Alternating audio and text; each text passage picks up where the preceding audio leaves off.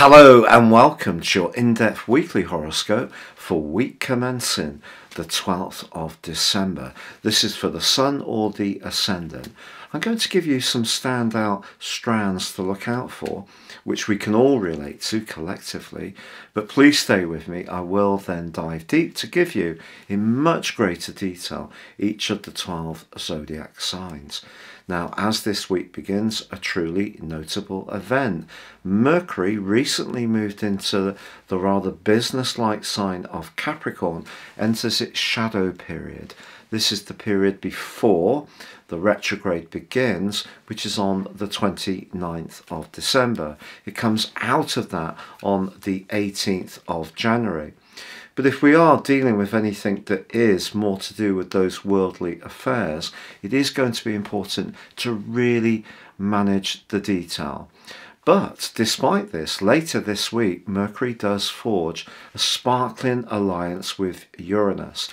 And it's suggesting, this combination, that if we can think of new and fresh ways to approach our worldly interactions, even at this late stage of the year, perhaps the shadow period and then the retrograde is asking us to rethink or flex in new ways, which can actually be really valuable to us. Now, also, right at the start of the week, Venus and Jupiter, the two planets of fortune, are just in a square. This runs over from the previous week.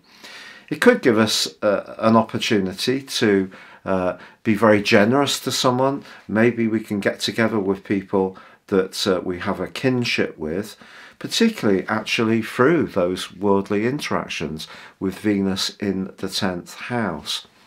But this is a week when the Sun does square up with Neptune. If you remember, this began on the last day of last week. The Sun in the sign of Sagittarius is very much about discovery, adventure, independence, travel, higher knowledge, philosophies, and even education. Can be around the rule of law.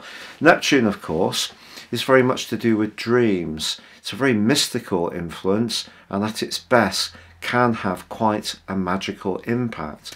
But I think this particular influence can see us amplify or exaggerate our senses, even if they're not conscious. So if something just puts us in a bit of a spin, there could be a tendency to buy into it a little bit too much.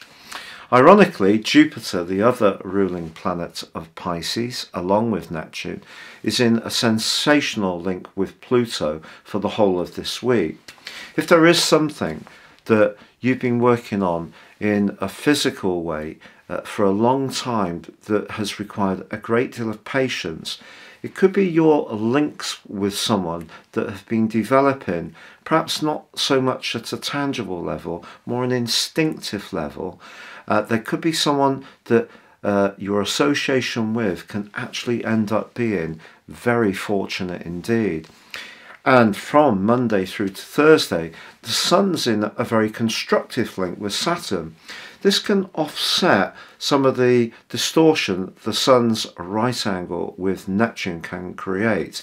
And remember, with that Mercury shadow period, managing details is important. So what Saturn is doing with the Sun here is asking us to be a bit more detached, because it's in the sign of Aquarius, which is airy, to think through our ideas for expansion, but research them in a very thorough and step-by-step way. And that can push back some of the dissipating energy of Neptune square to the Sun, which can drain a little bit of vitality from proceedings. Now, on Saturday, there is a quarter moon in the precise sign of Virgo. This is just saying to us, if we do feel that we want to help out or volunteer or assist people in some kind of ways, that's very laudable. We just need to make sure in the following week that we're not promising to do something that actually becomes a bit of a bind to deliver on, perhaps around those festive arrangements. But right at the end of this week, it's the Sun that comes into Jupiter, into a square with Jupiter, replacing Venus. And this is an aspect really that can actually have a very generous side to it. If we can find ways to embrace the more traditional festive strands of looking out for those who are less fortunate, of just small but important gifts, these type of things actually could really have quite an impact on the recipient. But it's also saying to us not to get too caught up in trying to be too much of a people pleaser, I think, around our budget if we are facing some financial realities which are tricky. I think we need to stick with what we feel really comfortable with. But there could be some kind of discussion at the end of this week where you find yourself talking about something where you have a very different worldview from the person that you're discussing this issue with, but actually you can gain or learn something from what could even be a disagreement if you're open to the possibility. Now, we're nearly in 2023. What will the year hold for you as an individual? You can gain a lot from the zodiac forecasting for sure, but it's your personal astrology which is really crucial. If you give me your time, date and place of birth, I can give you your forecast for the coming year. And this will give you searing insights as to when planetary influences are impacting on your natal chart.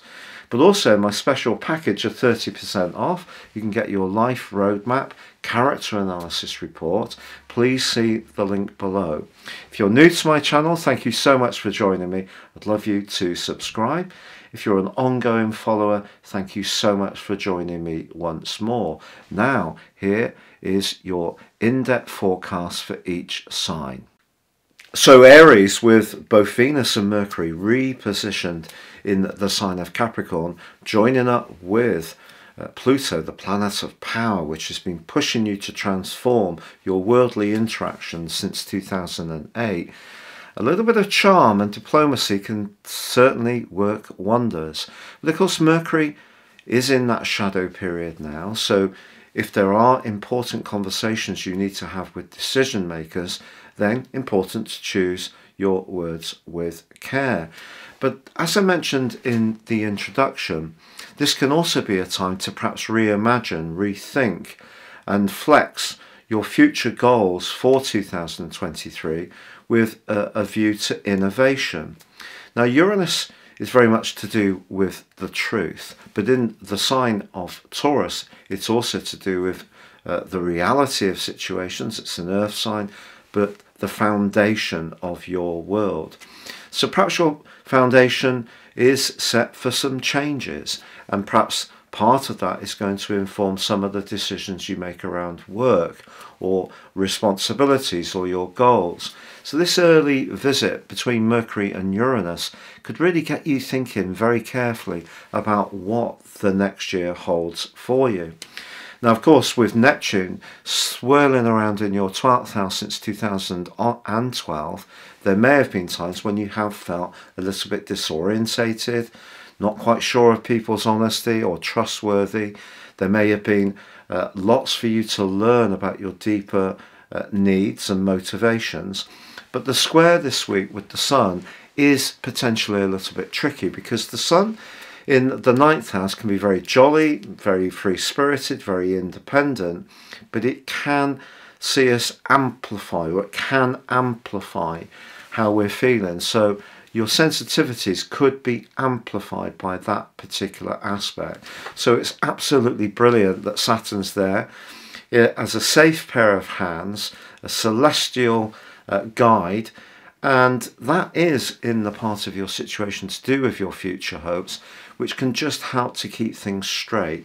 Perhaps it's going to be a trusted friend who can pour some light and clarity into a situation where you are a little bit confused about someone's intentions or that sincerity. But with Jupiter and Pluto in such a fine angle, if you have been working on something, perhaps not necessarily in a highly visible way, perhaps working behind the scenes in a big institution, if you work for someone else, or if you work for yourself, a more creative project that's required a lot of emotional investment, I feel that there could be something exciting that's really shaping up. But later this week with that quarter moon, can't please all of the people all of the time. I would say it's important to prioritize on Saturday, to not scatter yourself too thinly. And then as the week draws to a close, the sun's getting to the end of its journey in the sign of Sagittarius, and that's why it's in the square with Jupiter. This again can cause some amplification, but in a potentially positive way, to be honest. Sun square Jupiter people can be very cheerful, generous, kind-hearted. Maybe your desire to get away from it all, which has possibly been really aroused by the Sagittarius season we've just gone through, maybe that's created a memorable experience for you, or you're just going to snuck off just before the sun makes its way into the sign of Capricorn, which will be on the 21st of December with the winter solstice. So if that desire to break out, be more spontaneous, free-spirited really presents itself, a weekend away may be the perfect tonic as this week draws to a close.